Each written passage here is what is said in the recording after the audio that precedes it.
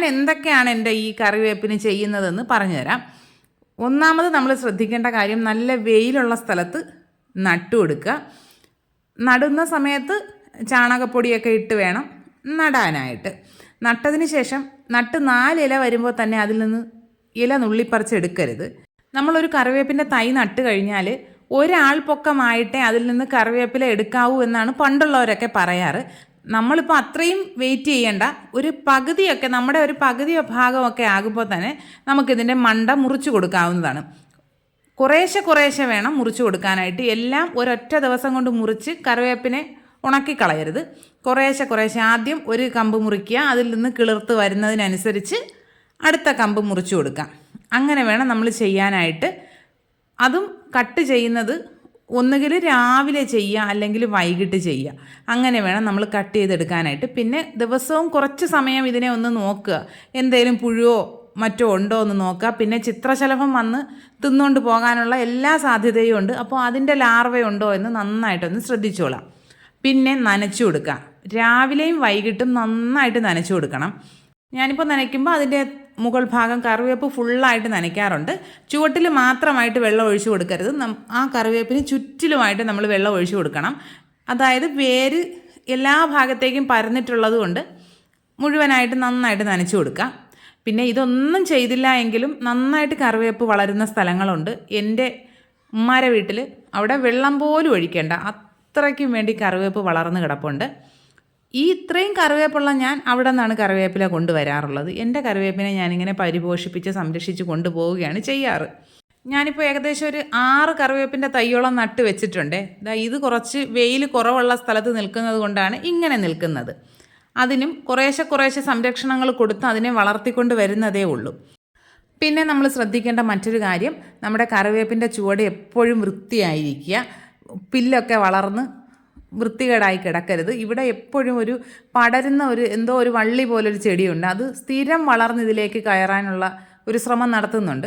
ആഴ്ചയിൽ ഒരു ദിവസം ഇതിൻ്റെ ചുവട്ടിലുള്ള പില്ലെല്ലാം ഒന്ന് പറിച്ച് കളഞ്ഞാൽ വൃത്തിയായി കിട്ടും. പിന്നെ എന്തെങ്കിലും കരിയിലയോ ചകിരിയോ എന്തെങ്കിലുമൊക്കെ അതിന് ചുവട്ടിലിട്ടിരുന്നാൽ നല്ല തണുപ്പ് കിട്ടും. തണുപ്പാണ് നമ്മുടെ കറിവേപ്പിന് എപ്പോഴും ആവശ്യം വേണ്ട ഒരു സാധനം. എനിക്ക് പക്ഷേ അത് ഇടാനുള്ള നിവൃത്തിയില്ല, കാരണം എൻ്റെ കോഴികൾ അത് അവിടെ ഇട്ടിരിക്കാൻ സമ്മതിക്കില്ല. ഇനി അടുത്ത സാധനം എന്താണെന്ന് വെച്ചാൽ ഇത് 2 ദിവസം പുളിപ്പിച്ച കഞ്ഞിവെള്ളമാണ്. നമ്മുടെ ഉപ്പിടാണ്ട് നമ്മൾ ഊറ്റിയെടുക്കുന്ന കഞ്ഞിവെള്ളം ഉണ്ടല്ലോ, അതിനെ 2 ദിവസം ഞാൻ അടച്ചു വെച്ചിട്ടുണ്ടായിരുന്നു. അതൊരു 1/4 ബക്കറ്റ് ഉണ്ടായിരുന്നു. അതിലേക്ക് ഒരു 1/2 ബക്കറ്റ് വെള്ളം കൂടെ ചേർത്ത് 3/4 ബക്കറ്റാക്കി എടുത്തിട്ടുണ്ട്. ഇനി അതിലേക്ക് 1/2 മുറി നാരങ്ങ ഞാൻ പിഴിഞ്ഞ് ചേർത്ത് കൊടുക്കുന്നുണ്ട്. ഇതിപ്പോൾ നല്ല നാരങ്ങയാണ് ഞാൻ കാണിക്കുന്നത്. എന്തായാലും നമ്മുടെ ഫ്രിഡ്ജിൽ നോക്കിക്കഴിഞ്ഞാൽ ഒരു ഉണങ്ങിയ നാരങ്ങയോ അഴുകിയ നാരങ്ങയോ എന്തായാലും കാണും. അതിനെ എടുത്ത് ഇതിലേക്ക് ചേർത്താലും മതിയാകും. അല്ല എങ്കിൽ നമ്മളിപ്പോൾ നാരങ്ങ പിഴിഞ്ഞതിന് ശേഷമുള്ള അതിൻ്റെ തോടുണ്ടല്ലോ, അത് ഇതിലേക്ക് കുറച്ച് ഇട്ട് വെച്ചിരുന്നാലും മതി. ഈ നാരങ്ങ ഇവിടെ പിഴിഞ്ഞ് ചേർത്തിട്ട് നന്നായിട്ട് മിക്സ് ചെയ്ത് കൊടുക്കാം. നല്ലതുപോലെ ഒന്ന് യോജിപ്പിച്ചതിന് ശേഷം കറിവേപ്പിലേക്ക് ഒഴിച്ചു കൊടുക്കാം. ഒഴിച്ചു കൊടുക്കുമ്പോൾ ഒരിക്കലും ചുവട്ടിൽ മാത്രമായിട്ട് ഒഴിക്കാനേ പാടില്ല. വെള്ളം മുഴുവനായി ഇലകളിൽ മുഴുവനായിട്ടും വീഴുന്ന രീതിയിൽ വേണം ഒഴിച്ചു കൊടുക്കാൻ. അപ്പോൾ നമ്മുടെ ഈ നാരങ്ങയുടെയും ആ പുളിച്ച കഞ്ഞിവെള്ളത്തിലും ഒക്കെ ഉള്ള ആ ഒരു ഗുണങ്ങൾ കൊണ്ട് പുഴു കയറാനുള്ള സാധ്യതകളൊക്കെ കുറയും. പിന്നെ ഒരു വെളുത്ത പൊടി പോലുള്ള എന്തോ ഒരു സാധനം നമ്മുടെ കറിവേപ്പിൻ്റെ ഇലകളുടെ താഴ്ഭാഗത്തായിട്ട് പറ്റിപ്പിടിക്കും. അതെല്ലാം പോയി കിട്ടും ഇങ്ങനെ ചെയ്ത് കഴിഞ്ഞാൽ. നമ്മൾ ആഴ്ചയിൽ 1-2 തവണ ഇങ്ങനെ ചെയ്യാം. ഈ കഞ്ഞിവെള്ളവും നാരങ്ങയും കൂടെ മിക്സ് ചെയ്ത് നമ്മുടെ റോസയ്ക്കൊക്കെ ഒഴിച്ചാൽ നല്ലതാണ് കേട്ടോ. നന്നായിട്ട് പൂവുണ്ടായി കിട്ടും. അല്ലാണ്ടുള്ള ഇലച്ചെടികൾക്ക് ഒഴിക്കാം, പച്ചക്കറികൾക്ക് ഒഴിക്കാം, എല്ലാ സാധനങ്ങൾക്കും ബെസ്റ്റാണേ. ഈ കഞ്ഞിവെള്ളം നമ്മുടെ വീട്ടിൽ ഡെയിലി ഉണ്ടാവുമല്ലോ. അപ്പോൾ അതിനെ ഇങ്ങനെ വെച്ച് കഴിഞ്ഞാൽ എല്ലാ ചെടികൾക്കും നന്നായിട്ട് ഒരു പ്രത്യേക വളപ്രയോഗമായിട്ട് തന്നെ നടത്താൻ പറ്റും. ഇനി ഞാൻ എല്ലാവർക്കും ഇതുപോലെ കൊടുക്കട്ടെ. എനിക്ക് ഒരു 5-6 കറിവേപ്പിൻ്റെ തൈ ഉണ്ടെന്ന് ഞാൻ പറഞ്ഞിട്ടുണ്ടല്ലോ. പക്ഷേ ഈ 6 കറിവേപ്പും ഒരേ ഇനമല്ല കേട്ടോ, വ്യത്യസ്ത ഇനങ്ങളിൽപ്പെട്ടവരാണ്. ഇവരെയൊക്കെ ഞാനിങ്ങനെ വളർത്തിക്കൊണ്ട് വരുന്നതേ ഉള്ളൂ. ഇതിൻ്റെ മണ്ട ഞാൻ വെട്ടിക്കൊടുത്തിട്ട് ഇപ്പോൾ 4 ശിഖരങ്ങളായിട്ട് വളർന്നു നിൽക്കുകയാണ്. അടുത്ത ഒരു വഴി എന്താണെന്ന് വെച്ചാൽ നമ്മുടെ അരി കഴുകുന്ന വെള്ളം.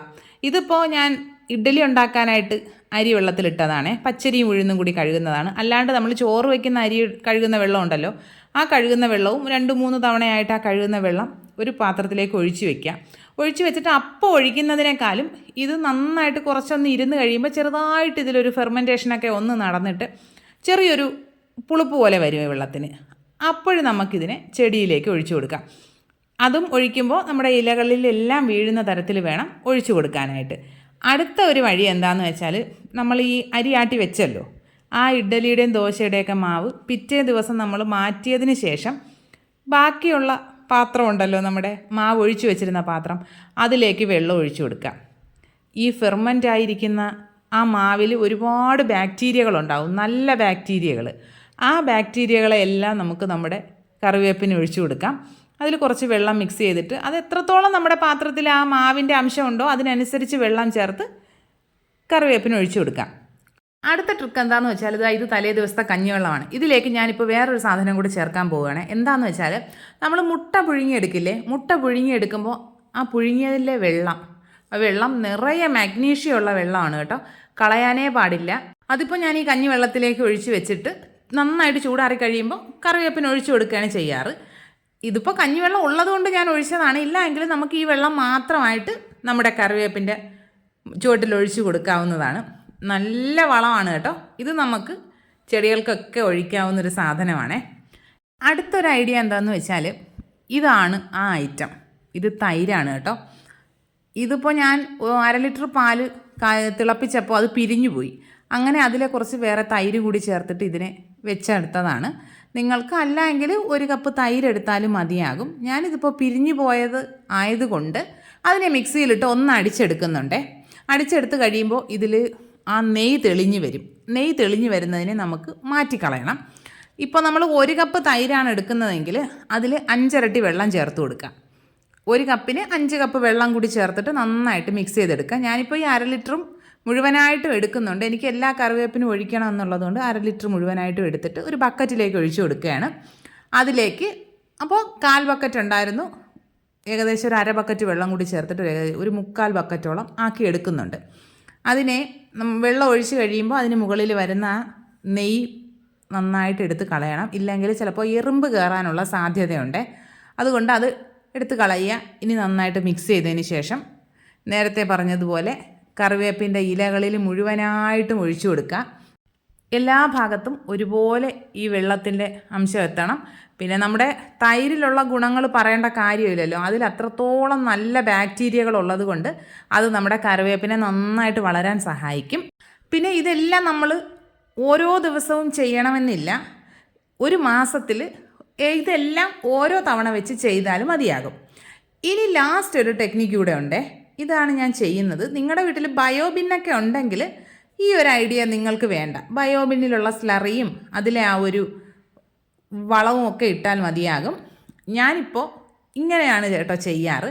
ഒരു പ്ലാസ്റ്റിക് ബോട്ടിലെടുത്ത് അതിൻ്റെ മുകൾ ഭാഗം ഇതുപോലെ ഒന്ന് കട്ട് ചെയ്ത് കൊടുക്കാം. മുഴുവനായിട്ടും കട്ട് ചെയ്തെടുക്കാൻ പാടില്ല.